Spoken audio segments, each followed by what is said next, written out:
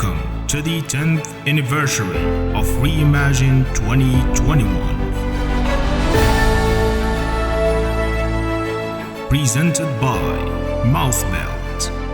Coming up next.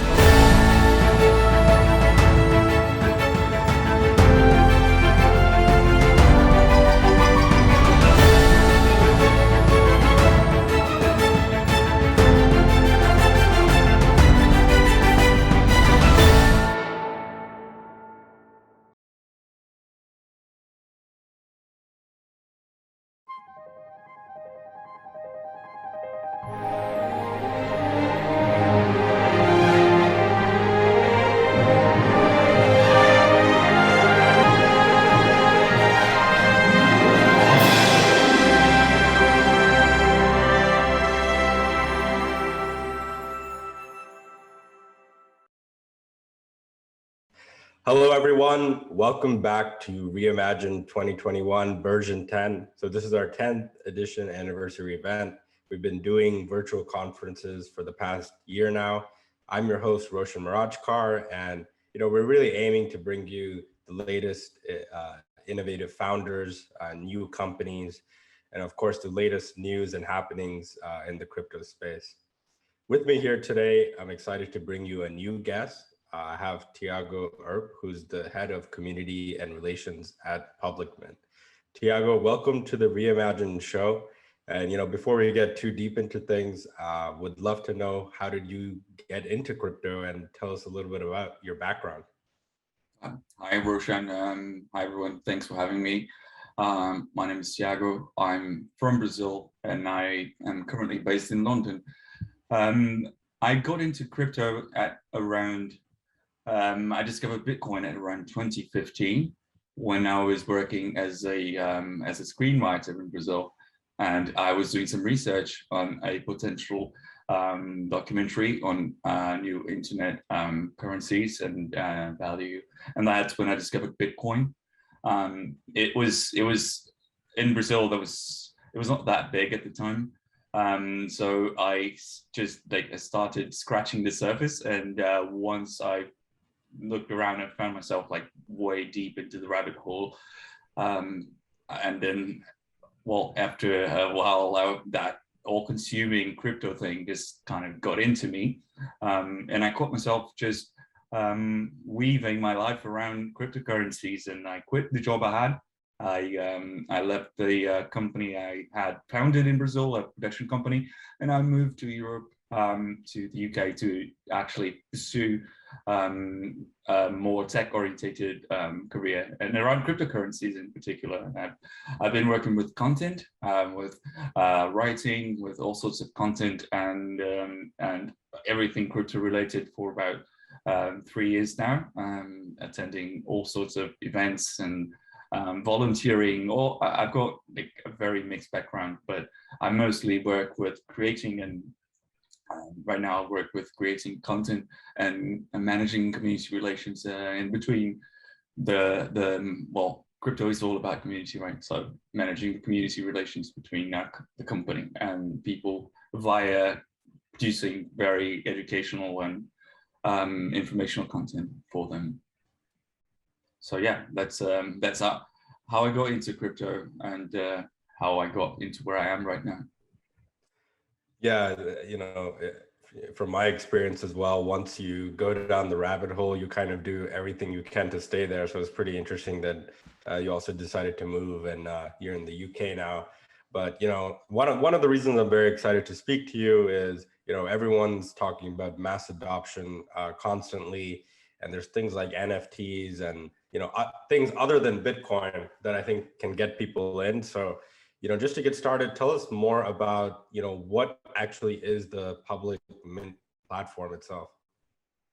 Yeah, sure. Well, Public Mint is, first of all, is more than just one thing. But Public Mint is a full-fledged platform that includes a Fiat native blockchain, and includes the APIs that are designed to work to cross the chasm between the fiat economy and the crypto economy, and I'll get to that in a moment. And it's also comprised of the first application that we're building on top that uses the public mint network to actually create utility and to stimulate mass adoption, which is called Public Mint Earn. And I'll get into that in just a second. The Public Mint Fiat-based, Fiat-native blockchain is a Ethereum Hyperledger Bazoo-based actually network that that offers really high efficiency in transactions. We have a block time of about 3 to 5 seconds, and that's just in immediate finality, which means that transactions that happen in the public mint fiat blockchain are confirmed with just one block confirmation, and that makes it very well suited for financial applications for anything that's built on top of it. And the whole custodial network that we built around it is the jewel, the crown jewel, right? Because it's not just about having a network that represents a fiat currency on the blockchain. It's also about building the bridge that will tie in regulation and the existing financial system, the existing fiat economy into the crypto world. And we do that by actually partnering with regulated and fiat regulated institutions, financial institutions like banks and trusts, so we can actually build connect the APIs to the existing fiat system and bring in fiat into the blockchain seamlessly without having to go through any exchange or without having to hold and transact in a different crypto native asset, which makes it a lot easier for everyday people and for more conservative people. Does it make sense so far? Yeah, definitely. No, I think that's the first time I heard anyone talk about building a direct fiat bridge like into crypto and into DeFi. And I think, for all of our viewers out there, for them to even understand a bit more, like, let me ask you, what do you think the role of stable coins will have on mass adoption, and what role does it even play on a platform like Public Mint? Sure. First of all, we just need to kind of make it's a slight difference between it's not as subtle. There's a difference between the stable coin and what we're proposing here with Public Mint, which is a fiat native asset on chain.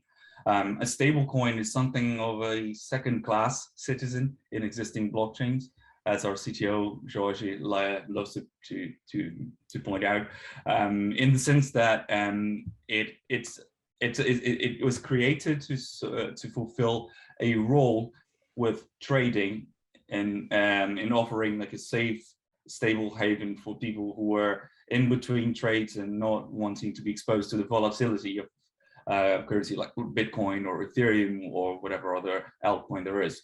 So stable coins were built as ancillary assets onto other blockchains. Say, for example, if you want to transact or to send or to receive, say, for example, $100 via stablecoin, you on Ethereum, you would definitely not, you find yourself not receiving the full $100, especially with the current network fees and everything. And even on cheaper networks like Binance Smart Chain or Solana or any other Tron, you might get more of the currency, but you're still hindered by the complexity, and that kind of puts a little bit of friction to mass adoption. Which is not to say stablecoins are not important. Stablecoins have been massively important so far to adoption, because it brings one of the key elements for a healthy financial system, which is an anchor point, something that will preserve value and to actually be understandable as a store of value. And all the name says it all. The stability. But it kind of falls a little bit short on delivering all the crypto superpowers to existing fiat, which is what we're proposing we do right now, right? What we want to do with Public Mint is to serve as a platform for people to launch, or for us, or for other people to launch fiat currencies without having to concern themselves with a native, with the transaction fees being paid in another currency, with the on-ramps that require people to go through exchanges and that kind of thing. We want to build an entire suite of solutions that will enable frictionless and seamless passage from the fiat land to the crypto world. And that's kind of the key difference. But long story short, to answer your question, stable coins and stability in the system is crucial for the next step in adoption and evolution of money, not just cryptocurrencies, but money in general. Yeah, no, you're 100% right. Like, to use all of these different chains and blockchain platforms that are coming out, you definitely need kind of a mastery. There's some like base level of mastery, but then you need mastery in each and every network. So it's pretty complicated. So on that note, like, I know you guys enable, I guess, DeFi for the masses. What do you think is the future of DeFi? And can you break down for our viewers some of the differences between like 100% DeFi and then what you guys are doing? Is that more like centralized finance, or they also say trade fi? Again, what we're doing right now is we're building a platform where people can. There's two sides to it, right? Let me just. The first side to it is the blockchain that we build, which is an open blockchain where anyone is free to build whatever solutions they want. So it's Ethereum compatible. It's based on Hyperledger Bazoo, so it shares much of the same primitives as the Ethereum, and it's EVM compatible, right? So you can pretty much port with very little effort. You can port any DeFi or whatever other solution you want into the Public Mint ecosystem, into the blockchain, and it will work, because that was the point ever since we decided on what the network was. And there's Public Mint Earn, which is our incursion, the first application that runs on top of this chain. And that is where we kind of tie together the CeFi and DeFi world, the existing players in the world, and the fiat, the mainstream economy. So let me explain that. Let me unpack it in a way that makes sense. Public Mint Earn is sort of a vetted, curated, and incentivized platform where where crypto savvy people can help create a returns and earnings bearing instrument to the application, and people who have no familiarity with the crypto world yet can actually, just with the touch of a button, they can implement, they can deposit their money in a way that takes advantage of the CeFi and DeFi platforms that exist. Let me just illustrate it. I know that was kind of it was not the greatest. Say for example, via Earn, we tap into CeFi opportunities like Abra, which is our first CeFi partner, or Compound, or any other DeFi protocol that we might connect with. Also InsurTech, things like Bridge Mutual and Insure, and we create this whole ecosystem that makes it easy for people who don't have the knowledge of going through crypto and going through all the hoops and exchanges and that kind of thing, just to access the yields that you get from the crypto world, right? So two-pronged, just in summary, we can build and anyone can build an entire DeFi ecosystem on top of public mint to run on fiat. So we can build simple applications like escrow and delayed payments, and to more complex stuff like invoice factoring, or I don't know, any decentralized exchanges, Forex, all that kind of thing, to run on automated fiat money. That's one side of it. And the other side is Earn, which allows people that have very little crypto knowledge to, just with a bank transfer and a press of a button on the application, just take advantage of a curated DeFi and CeFi platform that we automated for them. Yeah, no, thank you so much for explaining that. This is super important stuff, you know, for our viewers out there. Like, everyone should be paying attention to what Thiago is saying right now, because you know, we've all seen the likes of companies like Coinbase, and of course they're mainly focused on trading, but kind of being that bridge between you know, the decentralized world and the centralized world has proved to be pretty valuable. And yeah, I love all the work that you guys are doing to bring the yield opportunities, the exciting stuff to the masses, and not just to the, you know, people that have been in this industry for years. So what do you think is the future for, you know, I'm interested to hear, like, what are some of the partners you guys work with, and do you think in the future that you guys might work with like traditional banks? Like, what's going to happen to traditional banks? Will they do you think they'll switch over to DeFi completely, or have kind of a blend, and how will that look like? Okay, so I'll answer that in a more in a personal way, and I'll say that this is my opinion, and I'm speaking for myself here.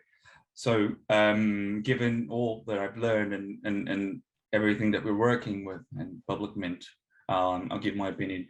First of all, we as a company, right, I'll just start with, as a company, we work with the idea that what we're doing is an evolution of money, not a revolution. We believe in crypto, we believe in privacy, we believe in all the values that crypto represents.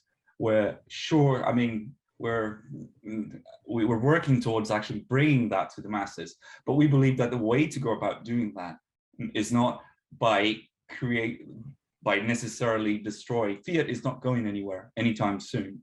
Nation states are not going anywhere anytime soon. So we're working to within the system to bring the improvements that that blockchain enables to the existing fiat money, so that it can act almost like a Trojan horse, so as people will get more acquainted with the properties of good money, of actually good transaction token, and that will kind of nudge the evolution of money, right? And personally, what I think about working with the banking system, with the current banking and financial system, is that is a necessary step. The banking system was a very throughout history, it enabled innovation, and it enabled a lot of revolutions in the way, like even businesses and new things are actually brought into light. So it's a very, although a lot of people, there's a lot of flack geared towards the banking and incumbent financial institutions, it's also important to kind of see their merit in a way. And I know that I've exercised this restraint and this every time I think of where are we going, I try to picture how can we make what exists better and not just do away with it, because that destructive revolutionary let's just shed everything until now. It's simply, in my opinion, it's not going to instill adoption. We need to work with what we got. This is the world we have to work with, and this is the world we work. So DeFi, to to answer your question, DeFi, in my opinion, is a phenomenal way of making everything that the current incumbent system does in a way that's much more efficient, inclusive, cheaper, and transparent. The key word here, in my opinion, transparent is what's the most important bit of it. Or the current the current landscape for financial financial instruments for the regular person is very opaque. It's very hard to grasp. It's hard to measure. It's hard to participate. Whereas DeFi leaves it out there in the open. If you want to, you can learn, you can understand it. So I believe that banks will adopt it. Financial institutions will adopt the best part of it, while obviously with the caveat of the trying to bring it into their existing operations, which I'm not going to even try to predict how that is going to pan out. But I think that it will be a step forward. And I think it's going to be a step forward that it's coming sooner rather than later. And in my opinion, it will happen in a way that those who are not paying attention will be left behind. And I'm really happy with that, because I think we need this shake up in finance. And that's me personally saying that we need efficiencies, we need inclusivity, we need inclusion, sorry. And we need more people to be financially literate. And I think DeFi is playing a role that I've never seen before in doing that. Yeah, no, I mean, here at Reimagine, we're kind of neutral. We welcome, all different thoughts and perspectives. And I think yours is a very important one that I honestly don't hear as often myself. Everybody wants to rebuild everything from scratch, from the ground up, talking about disintermediation and stuff like that. But then you find out that, yeah, like you said, a lot of the infrastructure that exists in the world today is still heavily reliant on traditional banking system. And not all banks are bad. Alex Mashinsky said that when I interviewed him. So remembering that, definitely. But I think the other aspect to what you're building is also the community. And of course, you're the community relations manager. Tell us how important is community to your platform, and how do you go about community? Is it for you? Is it about going after these people that know nothing about crypto, or people on the edge, trying to convince them? Okay, so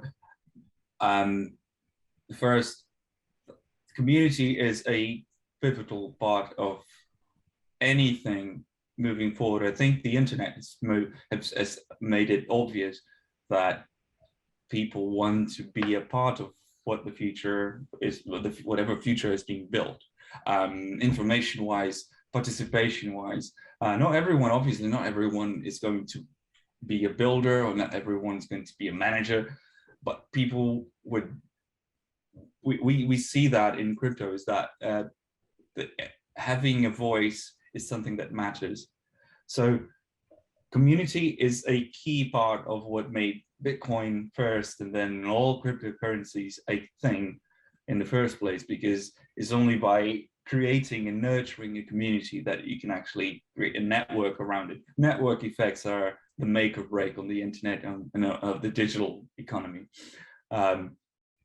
So given that is our starting point from our community approach, we have a two-pronged strategy in what concerns community right now, because what we're building will require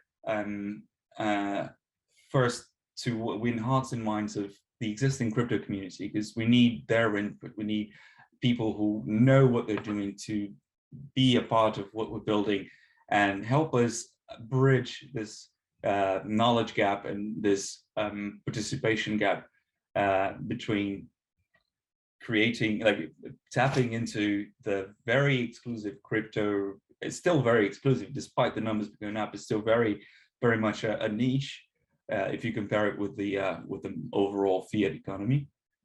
But we need the crypto community to be on our side and understanding the value that we're offering, so that we can bring it to the majority, even the early majority or the late majority on the curve of adoption. If you take that curve of adoption for reference. So our approach is, at this point in time, we're trying to we're at one time where we're fostering trust and getting involvement from our crypto connoisseurs in Telegram, on Twitter, on all our social channels, and even via email, or investors, everyone. We're getting them on board.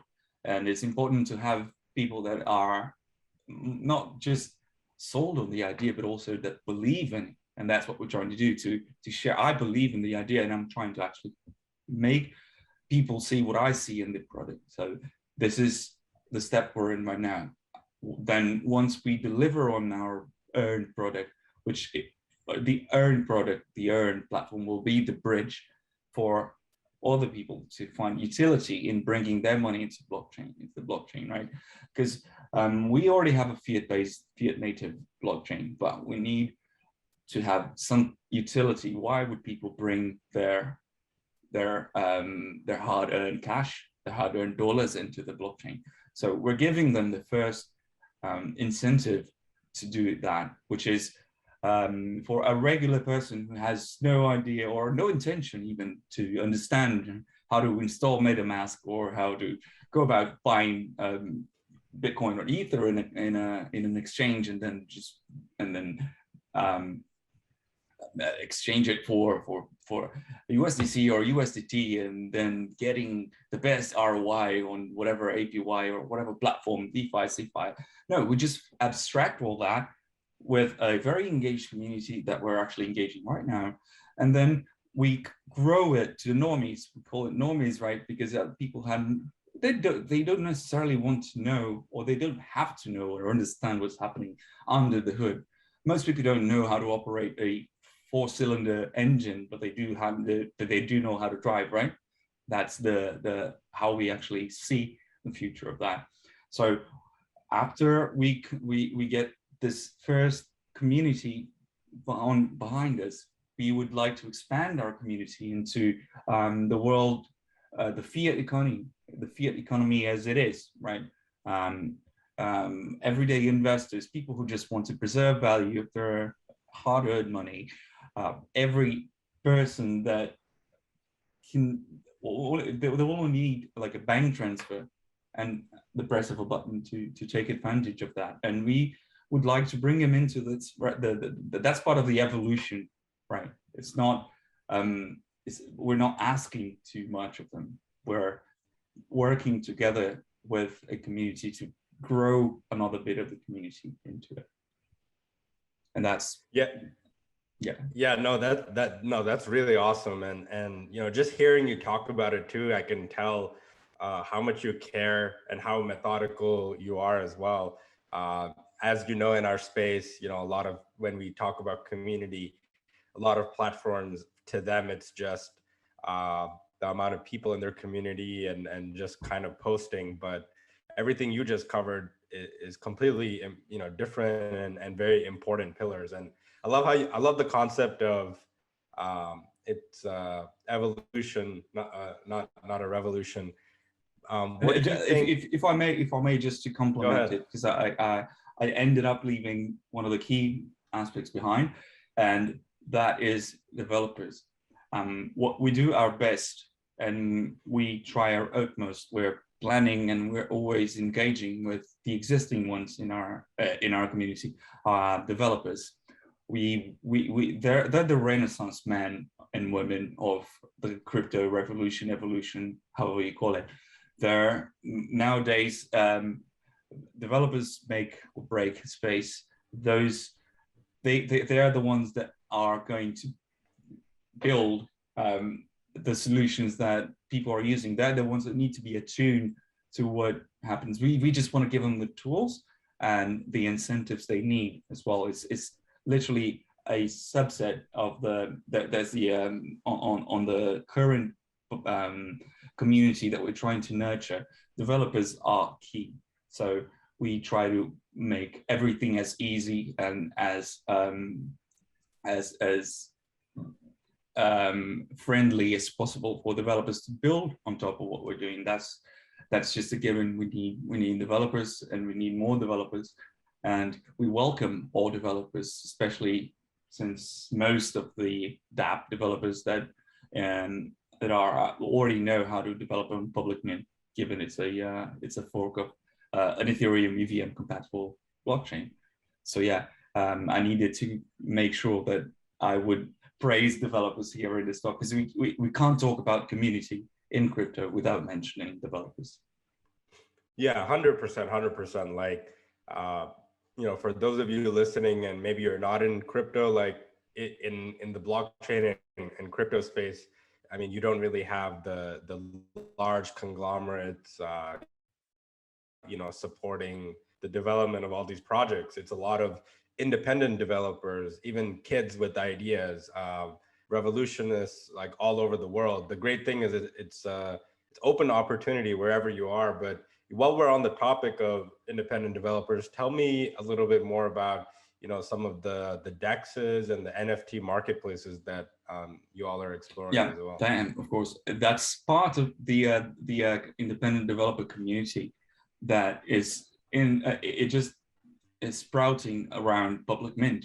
We have one developer that's building, it's already built a proof of concept, a DEX, an order book based DEX on the testnet on public mint, and is now working on a DEX that once we move into the second stage towards the earn program, you'll be able to actually bridge that and deploy on the mainnet. A decentralized exchange, much like all the DEXs that exist on Ethereum, but it's built by mere pure interest by him, because he sees the value in it. And another one is building an NFT marketplace, which will take advantage of actually having Fiat index, and based on Fiat, somebody who would like to purchase an NFT, no matter what kind of NFT, art NFT, a collectible, or whatever kind of contract or any kind of NFTs that might arise, having an NFT marketplace based and anchored on Fiat is something that will have a lot of value, and that guy, that developer, really understands it. And we're working on, like, we really are planning on after we launch our main product, we would really, one of the key achievements would be creating a sandbox environment and a grant program, something of the likes, to stimulate more people to come, bring and port their solutions into public mint, because it's something that you can't really have a network without the builders. You don't have a city without the architects, so you can't have a future and the future of applications without the developers. And yeah, that's what we're trying to do. Yeah, no, that's actually, I mean, again, I've never heard anyone talk about an NFT marketplace with Fiat, but it's such an important point to make, because our space, a lot of people talk about, let's take away the borders, let's lower the barrier to entry. But with a lot of these things, you need to pass like 5 checks before you can access or even purchase, right? You need Ethereum, you need a wallet, you need to know how it works, you need to know proper custody. So I definitely think your guys' approach is going to get a lot of skeptical people to realize the benefits first. And that was also one of my kind of last questions. How do you think, how are the incentives different for a developer building on public mint versus someone who's still in the fiat world? Like, do you think the incentives are the same in terms of the people you're talking about that don't really maybe care a lot about about the crypto world, but they still want the benefits, But how about the developers? Like, how do you think a developer will benefit more, developing in the decentralized world? Well, that's a very good question, and one that's actually quite easy to answer. Is the developer would own and benefit directly from working in a permissionless open blockchain, whereas, for example, if you take, for example, some similar service that puts money in a network, like, I don't know, maybe PayPal, which is a non-blockchain based permission system. If you want to build a DEX on PayPal, well, good luck, right? I don't think that that's even an option. And if it were, they would probably just do it themselves, or they would charge a fee or any kind of thing that would make it literally a lot more work than it's worth for the developer. It's in a way, it's a walled garden. It's much like Facebook and Twitter and all of these networks that are closed networks, right? You at the early stages, you get them to desperately wanting developers to come in and build stuff in it, so it will have features and actually functionality that will draw people in. But then as they grow, they start to close the doors, and then you start to business models start to not be worth anymore, and all of that. And in the fiat ecosystem, in the money land, when you talk about money, with these walled gardens really not communicating at all. Say Stripe is a different place than PayPal, which is a different place than a bank network, Swift, for example. But if you have a blockchain, an open blockchain space where you can do that, the developer has full creativity powers, full ownership over their creation. So they're free to charge whatever they want, or to not charge at all. A company is free to just go to the blockchain and automate a single process, a back office process, say, for example, invoicing or automating a payroll, something like that. An independent developer can create a Forex exchange with a very exotic currency pair. I don't know, that is not necessarily one that would be profitable, but they would have a network that would draw people in. So the developer would be free to tap into their creation on the blockchain without us. They don't have to ask permission from us. They don't have to pay a fee to us to build it there. They just build it.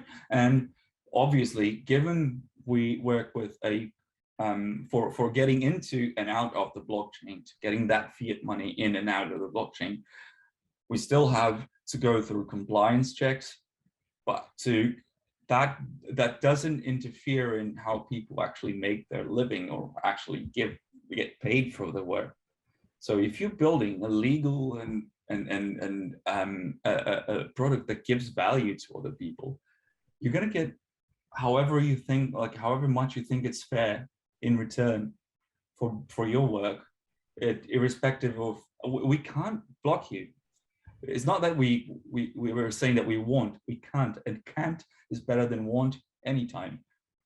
Because then if you're a developer and you build a tool on public mint, and you obviously compliant with the rules and regulations, and you're not doing anything illegal, you're going to be able to get paid for what you're doing, for any fees you think is fair, without us having a say in it, the way it should be, decentralized and open. So yeah, I think that's a pretty good advantage over centralized systems, wouldn't you say? Definitely. And I think that's a perfect way to end things off on a strong note. And lastly, tell us, how can our viewers get in touch with you? And if you want to shout out any ways to get more involved with Public Mint as well. Yeah, well, the easiest way to get a hold of us is just join our Twitter, join our Telegram community, where almost 50,000 there. And I'm always there alongside, well, leadership even tries to be present. So we try to not have a very big gap there. So join our Telegram.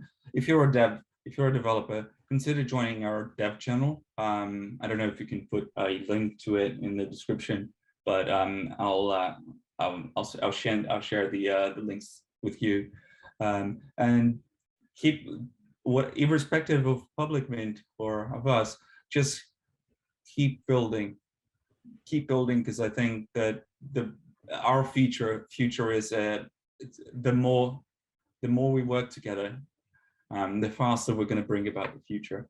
And I say that irrespective of public mint or any other company. Yeah, I think crypto has a collective role to play in mankind's future. So keep building, keep believing, and let's make this a better world. Love the quote. Love our discussions here. Thiago, thank you so much for your time and also your work and efforts at Public Mint. I wish you guys the best of luck. It's my pleasure, Roshan. Thank you very much for having me. Thank you. And for the rest of you that are still watching, stay tuned. We're bringing you more interviews with the latest founders, more news.